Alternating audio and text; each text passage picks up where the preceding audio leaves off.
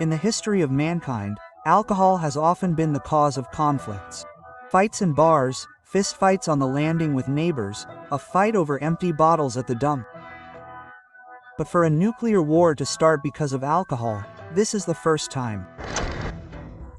The former fake president of Russia, now the current official representative of the hangover Dmitry Medvedev, provoked a nuclear escalation with the United States of America.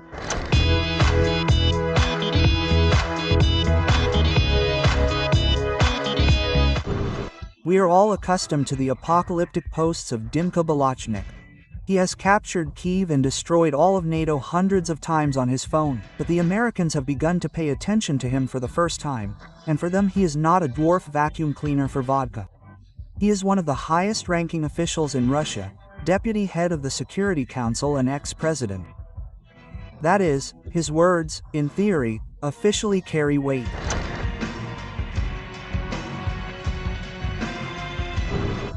And now someone in Washington has finally gotten to Medvedev's Twitter and showed it to Trump. And Uncle Donald's fuse blew because Medvedev openly threatens him personally and all of America. Here's a timeline of events in the first Twitter war that could be the end of the Russian quasi-state. Medvedev posts after Trump's ultimatum demanding to stop the war in 10 days. Trump is playing the ultimatum game with Russia, 50 days or 10. He should remember two things. Russia is not Israel or even Iran. Each new ultimatum is a threat and a step toward war. Not between Russia and Ukraine, but with his own country.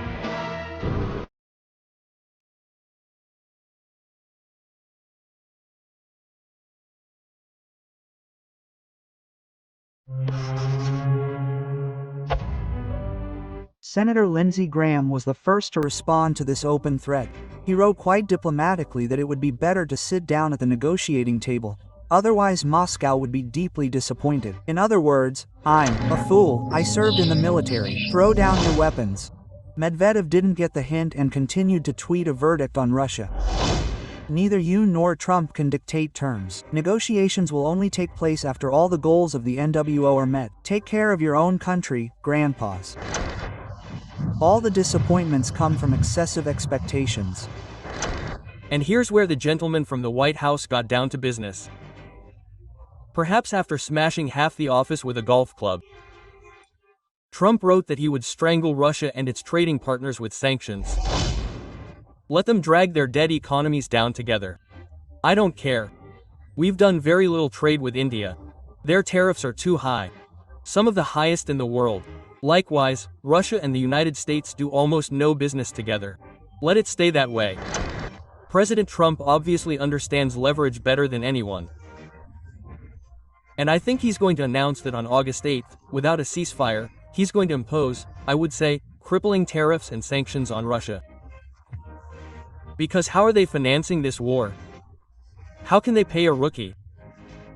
The point is, Putin needs to sell his oil. He sells it to China, India, and Brazil. And now these countries doing business with Russia will be subject to quite serious consequences.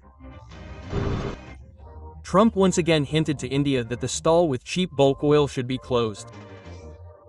Indian officials began to declare that they would continue to buy energy from terrorists. But in practice, Indian enterprises began to refuse the Black Kremlin goo. The largest Indian oil refinery has already switched to civilized oil. Indian state-owned oil refineries stopped buying Russian oil last week. We just started talking about this with Sasha. This happened after US President Donald Trump threatened to introduce 100% duties for countries buying Russian oil. Trump did not calm down and personally took on Dmitry Medvedev. We quote a classic. And let's tell Medvedev, the unsuccessful former president of Russia, who thinks he is still president, to watch his words. He is entering very dangerous territory. Obviously, Medvedev managed to hurt Trump personally. And Medvedev himself was very surprised by this, because all his statements have long been taken seriously and are sent as scripts for Aralash. Medvedev was frankly flattered by such attention. The US president himself noticed him and even entered into a polemic. Then Dimka got carried away, and before that his minibar was destroyed. The next post was already over the line. If some words of the former Russian president caused such a nervous reaction in the entire formidable US president, then Russia is right in everything and will continue to go its own way. And about the dead economy of India and Russia and entering dangerous territory, well, let him remember his favorite films of The Walking Dead, as well as how dangerous a dead hand that does not exist in nature can be.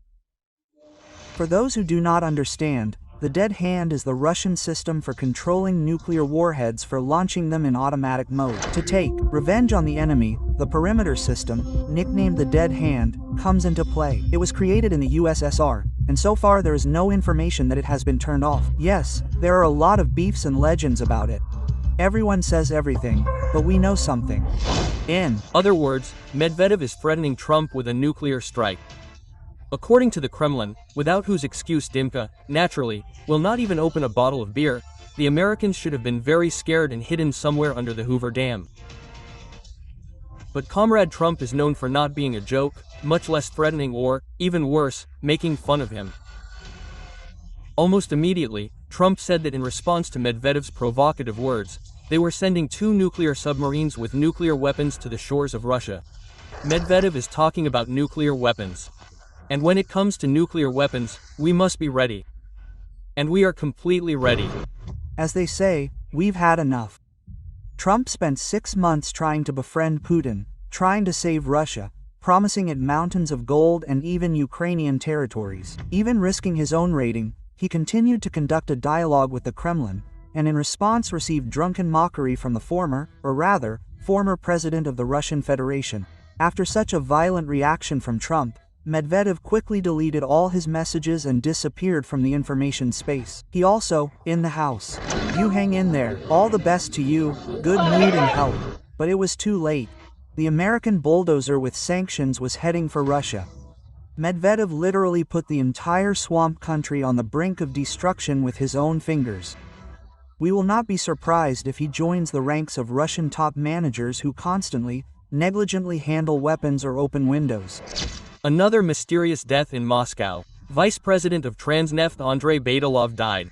As Telegram channels close to the security forces write, he fell from the balcony of the 17th floor of a building on Rubleskoy Highway. Trump's threats are already starting to come true. Following Indian companies that are refusing Russian oil, banks in the United Arab Emirates have begun to distance themselves from the Russian economy and are already cleaning out their client base. About 30% of Russian companies have received notice of restrictions on financial transactions or the closure of bank accounts, and the Emirates were a safe haven for sanctioned Russian businesses. Now, thanks to the Twitter war, the foreign haven has closed. Otherwise, the snow will hit your head, and you will be even deader. At the same time, the United States has again begun to increase military aid to Ukraine. A bill for $50 billion is already in the Senate. Of this, $30 billion is direct military aid. $3 billion will be used to replenish foreign military financing. $6 billion a year will go to increasing the presidential limit, to withdraw resources from Pentagon warehouses.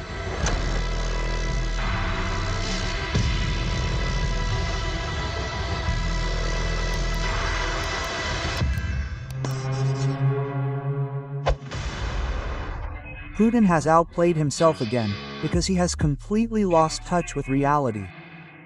Or maybe it never existed. Instead of responding to the real threats from the US, Putin said that he still demands denazification and demilitarization, as well as Kherson and Zaporozhye. Fabulous. And then something happened that will go down in history as Grandpa's armpits. Putin and his trained spits had a get-together on a bench.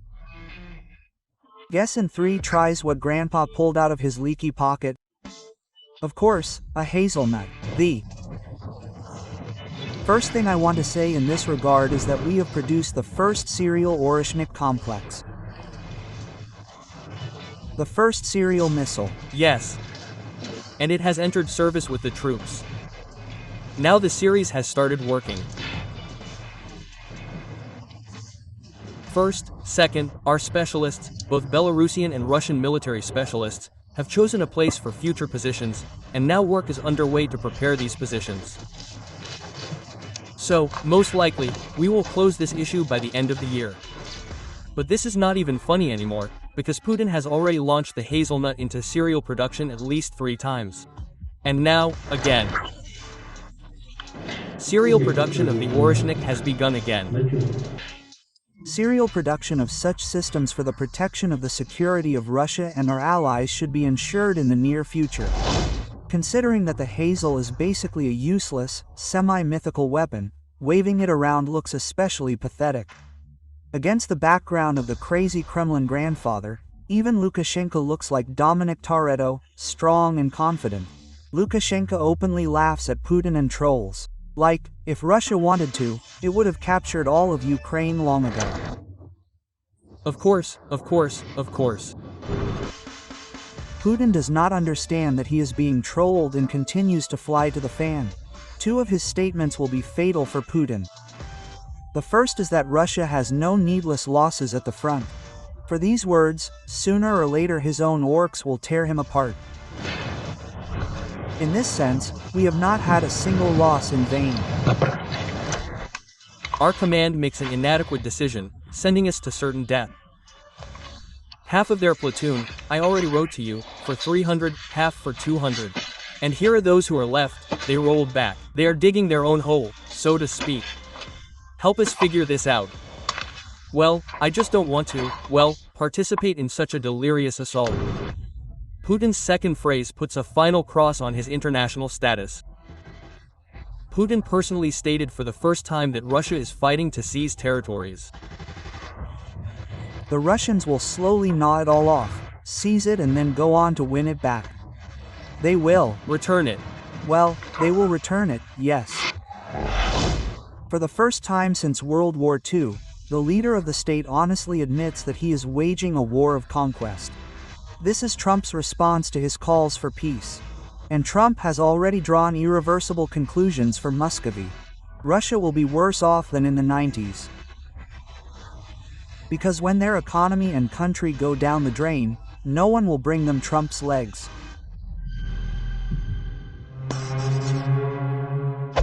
I would like to remind you that this video is created for entertainment purposes and contains elements of satire and irony. All facts and events are presented in a hyperbolic or exaggerated form to convey a comic or dramatic effect. We do not aim to mislead, but only to emphasize humor. Please take this with a smile. В Кремле оправдывается, что Россия и Китай якобы не проводят испытаний ядерного оружия. Такое заявление сделал пресс-секретарь российского диктатора Владимира Путина Дмитрий Песков. По его словам, сначала нужно оценить целесообразность подобных испытаний. Песков добавил, что Кремль ожидает разъяснений от США после заявления американского лидера о возможных ядерных испытаниях.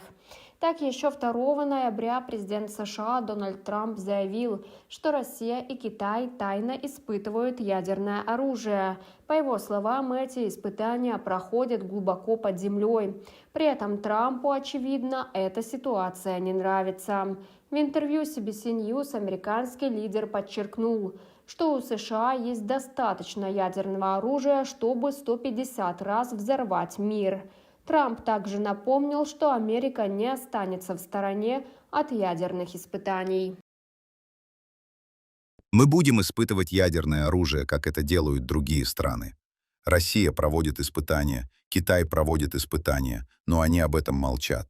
Мы – открытое общество. Мы другие. Мы говорим об этом.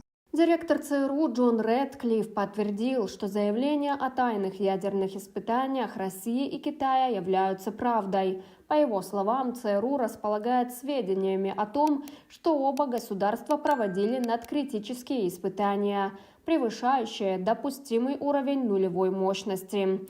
Так что, несмотря на попытки Москвы скрыть эту информацию, в Вашингтоне сказкам Кремля не верят, поэтому держат свое оружие в готовности. При этом, несмотря на приказ Трампа о возобновлении испытаний ядерного оружия, эти меры в данное время не предусматривают реальных ядерных взрывов. Министр энергетики США Крис Райт заявил, что речь идет о тестировании всех компонентов ядерного оружия, кроме самой боеголовки, чтобы проверить их геометрию и готовность к потенциальному использованию. Я думаю, что испытания, о которых мы сейчас говорим, являются системными испытаниями. Это не ядерные взрывы. Это то, что мы называем некритическими взрывами. Как отмечает журналист Майкл Наки, в целом вся ядерная риторика Путина ориентирована только на одного зрителя в лице Дональда Трампа. Можно признать, что вся путинская болтовня кончилась очередным пшиком и новым витком распила оборонного бюджета. Наверное, российские солдаты на фронте, на баги, жигулей и дронами за СВУИ очень радуются тому, какая теперь у России есть, ну или когда-нибудь будет, всем ракетам ракеты и всем торпедам торпед.